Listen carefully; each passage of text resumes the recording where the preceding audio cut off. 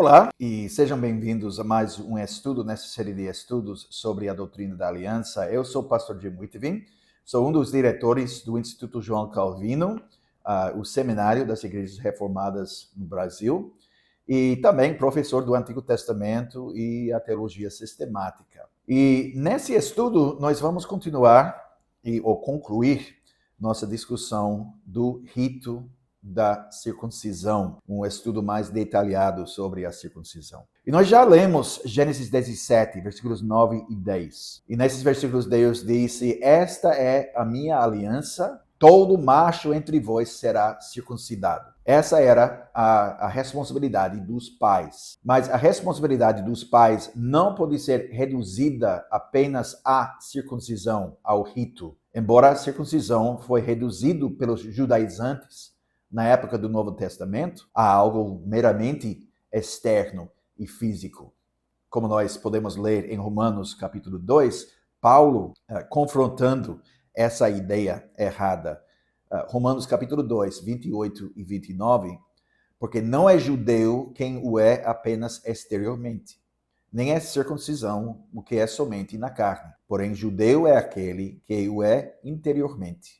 E circuncisão, a que é do coração, no espírito, não segundo a letra, e cujo louvor não procede dos homens, mas de Deus. A verdadeira circuncisão, a circuncisão fundamental, é a do coração. A observância da aliança, guardar a aliança, é uma questão do coração e se estende a toda a vida. A circuncisão interior do coração começa com o coração e se manifesta numa vida devotada totalmente ao serviço de Deus. Então não se limita ao coração, mas tem que se mostrar, tem que ficar óbvio na vida da pessoa. Como Deus disse a Abraão, em Gênesis 17, versículo 1, "Anda na minha presença e sê perfeito." O rito da circuncisão é parte integrante de uma vida total de andar diante do Senhor. Todos aqueles que são circuncidados são obrigados a manter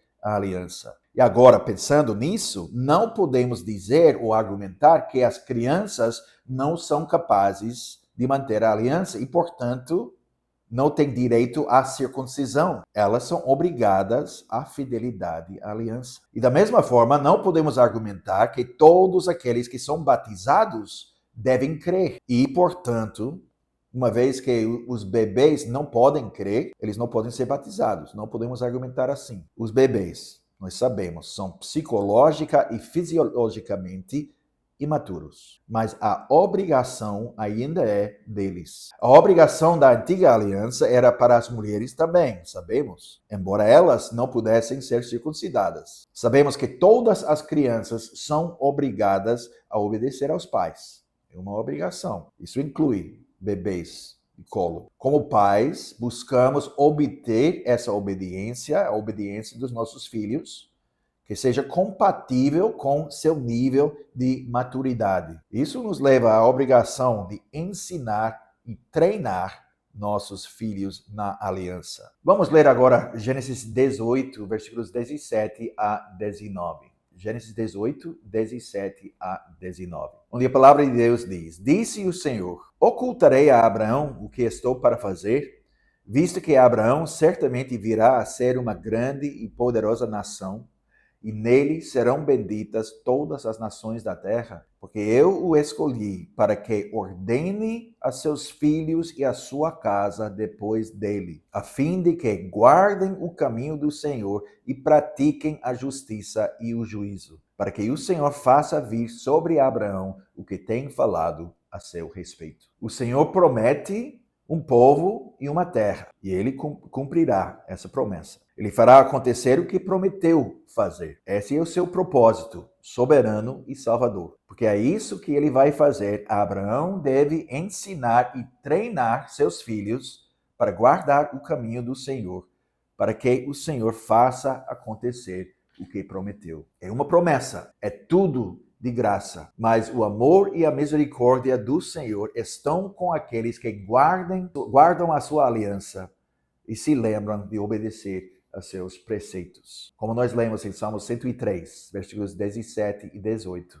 Mas a misericórdia do Senhor é de eternidade a eternidade sobre os que o temem, e a sua justiça sobre os filhos dos filhos, para com os que guardam a sua aliança e para com os que se lembram dos seus preceitos e os cumprem. Por meio da fidelidade de Abraão e seus filhos, as promessas da aliança serão cumpridas. E agora a conexão com o batismo. Bebês batizados devem ser ensinados a ter fé em Cristo. Nós ensinamos nossos filhos a crer e ensinamos o que a crença envolve. Extraímos deles a expressão de fé na vida. Eles têm que ser ensinados dos caminhos do Senhor, para que o Senhor possa cumprir tudo o que prometeu a Abraão e a nós. É no caminho da lealdade e aliança do povo de Deus que o Senhor cumpre o que prometeu. E agora nós vamos considerar a circuncisão como sinal e selo da graça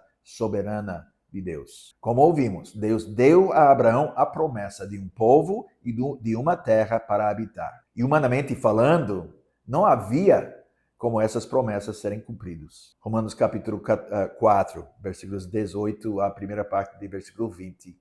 Romanos 4, começando em versículo 18. Abraão, esperando contra a esperança, creu para vir a ser pai de muitas nações, segundo lhe fora dito, assim será a tua descendência. E, sem enfraquecer na fé, embora levasse em conta o seu próprio corpo amortecido, sendo já de 100 anos, e a idade avançada de Sara, não duvidou por incredulidade da promessa de Deus. A circuncisão era um lembrete poderoso de que as promessas se cumpririam somente pela graça soberana de Deus. As promessas pertencem àqueles que guardam a aliança com Deus, mas é o próprio Deus que vai cuidar para que Israel e, eventualmente, a igreja mantenha essa aliança com ele. Ele não apenas exigirá a obrigação da aliança, mas dará o que ordenar, de acordo com seu propósito soberano e eletivo. Isso nos leva a considerar o próprio rito, o rito físico da circuncisão e o pleno significado deste rito. Já falamos sobre a purificação simbolizada no rito, mas há muito mais que deve ser dito sobre o rito em si. O rito, em primeiro lugar, o rito da circuncisão não era exclusiva de Israel. A maioria das nações, de fato, tinha a prática. Os filisteus eram uma grande exceção entre os povos do mundo antigo. Nas outras nações, geralmente, a circuncisão era feita na puberdade ou logo antes do casamento. O ponto parece ter sido a remoção do obstáculo à fertilidade e à fecundidade. O prepúcio é visto como um bloqueio, a passagem do fluido seminal, resultando em infertilidade. Com o prepúcio removido, o caminho é aberto para gerar filhos, para reproduzir. A circuncisão é um rito cerimonial para aumentar os poderes naturalmente desenvolvidos do corpo humano. Pelo menos é a ideia nas nações onde a circuncisão foi praticada. E nós vemos alguns exemplos desse significado da circuncisão no Antigo Testamento. Vamos ler algumas passagens aqui, começando com Êxodo capítulo 6 e versículo 12, onde lemos: Moisés, porém, respondeu ao Senhor, dizendo: Eis que os filhos de Israel não me têm ouvido. Como, pois, me ouvirá Faraó? Eu não sei falar bem. Então é a tradução, a última parte. Esse versículo eu estou lendo da Almeida Revista Atualizada, e a tradução aqui não está boa, porque literalmente o que diz é: eu tenho lábios incircuncisos. E eu não sei falar bem, é uma explicação dessas palavras, mas literalmente ele diz: eu tenho lábios incircuncisos. Então ele está dizendo que algo está bloqueando suas palavras, impedindo as palavras de sair da sua boca. Ele tem lábios incircuncisos. E Jeremias capítulo 6 e versículo 10. A quem falarei e testemunharei para que ouçam? Eis que os ouvidos estão incircuncisos e não podem ouvir. Eis que a palavra do Senhor é para eles coisa vergonhosa, não gostam dela. É Jeremias 6, versículo 10, falando sobre ouvidos incircuncisos. E uma terceira passagem, Levítico 19, 23 a 25. E não é tão claro em nossa versão também, nossa versão portuguesa, mas no original, a linguagem, de novo, é de circuncisão. Levítico 19, 23 a 25. Quando entrardes na terra e plantardes toda sorte de árvore de comer, ser-vos-á vedado, essa palavra vedado literalmente é incircunciso, o seu fruto. 3 anos vos será vedado. E de novo é literalmente incircunciso. Dele não se comerá. Porém, no 4º ano, todo o seu fruto será santo. Será oferta de louvores ao Senhor. No 5º ano comereis fruto dela, para que vos faça aumentar a sua produção. Eu sou o Senhor, vosso Deus. O que nós vemos aqui é que o acesso ao fruto da árvore é bloqueado. Mas então, no 5º ano, a abertura é feita. Dessa forma, a colheita será aumentada, a fertilidade aumentada. A circuncisão é feita no 8º dia. Então, não é como um complemento ao desenvolvimento natural do homem, dos poderes inerentes no homem. A circuncisão simboliza a remoção do pecado que está no caminho, que está bloqueando a união e a comunhão com Deus. O ponto do rito pactual é que somente o Senhor vai remover o obstáculo, ou pode remover o obstáculo. O caminho será aberto. O Senhor proverá, com certeza, uma semente crente para Abraão. Em Deuteronômio capítulo 10, versículos 15 e 16, nós lemos: Tão somente o Senhor se afeiçoou a teus pais para os amar. A vós outros, descendentes deles, escolheu de todos os povos, como hoje se vê. Circuncidai, pois, o vosso coração, e não mais endureçais a vossa cerviz. Em Deuteronômio 30, versículo 6, o Senhor teu Deus circuncidará o teu coração e o coração de tua descendência, para amares o Senhor teu Deus de todo o coração e de toda a tua alma, para que vivas. E a conexão com o Novo Testamento e a Nova Aliança, o que veremos na morte de Jesus Cristo é a grande circuncisão do povo de Deus. Como Paulo diz em Colossenses capítulo 2, versículo 11, nele também fostes circuncidados, não por intermédio de mãos, mas no despojamento do corpo da carne, que é a circuncisão de Cristo. O obstáculo é pecado.